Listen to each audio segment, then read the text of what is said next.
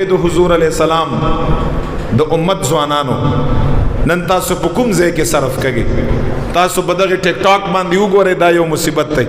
ټول چې دا څومره خلک ماته ناست دي زمونږ استاسو چې هغې ته نیو جنریشن ویل کېږي، الفاظ هم داسې الفاظ ځان له ورکړي دي چې داسې تعلیم نه راوتي الفاظ دي. کوم طرف ته روان دي؟ آیا په دغه نیو جنریشن کې چې ځان ته وایي نوی کول، تاسې داسې څوک یې نه چې د قیامت په ورځ باندې به د الله جل جلاله د عرش په سوري کې ولاړي؟ دا کوم طرف ته خلک روان دي؟ دا پلار او مور په دغه نوی کول باندې، نوی ځوانانو باندې ولې د هغوی د تربیت خیال نه ساتي؟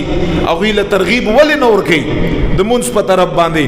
که فیسبوک کولاو کړي زما استاد امت او د معاشرې ځوانان په هغې باندې څه شی که؟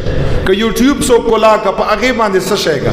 که دغه نوره مرداري څوک کولاو که په هغې باندې تاسو وګورئ کوم حد پورې دا خلک مخکې تللي دي، کوم حد پورې هیڅ احساس ورته نه کوي، هیڅ د آخرت خوف یره د هغوی د په زړو کې نشته. او زه تاسو صاحبانو یو خبر ورته وکړم، که څوک درته ووایي که نه اوس وخت کې دا یاد لره تاسو ته به داسې ښکاري چې زیات مرګ دا د بوډاګانو دی، زیات مرګ دا د بوډاګانو نه دی. ګوره شرح د زیات مرګ دا د ځوانانو ده، دا یاد لرئ. ځکه چې بوډاګان کم دي په نسبت سره ځوانانو ته. که بوډاګان زیات وای دا به د دې خبرې دلیل وای، یعنی بوډاګان زیات دي په نسبت سره ځوانانو ته، که بوډاګان کم وای دا به د دې خبرې دلیل وای چې بوډاګان زیات مري. زیات ځوانان مري، ځوان مړ شي آخرت لاړ شي د پندونو ګناهونو سره چې د هغه په اوږو باندې د خدای خاطر وکړئ.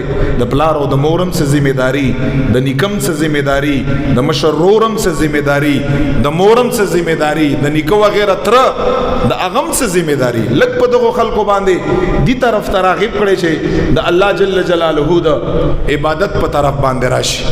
نو دغه ځوانان چې په دغه فضولیاتو کې خپل ځان صرف کوي، او بل طرف ته هغه ځوانان چې په عباداتو کې خپل زندگی صرف کوي، قیامت په ورځ باندې به دا فرق کی چې هغه ځوانان چې نن په فضولیاتو کې مصروف دي جهنم په طرف باندې برواني، دغه ځوانان چې نن په عباداتو کې مصروفي څنګه چې نبی علیہ السلام او فرمایل قیامت په ورځ باندې به رب لا یزال د عرش عظیم په سوري کې ودري.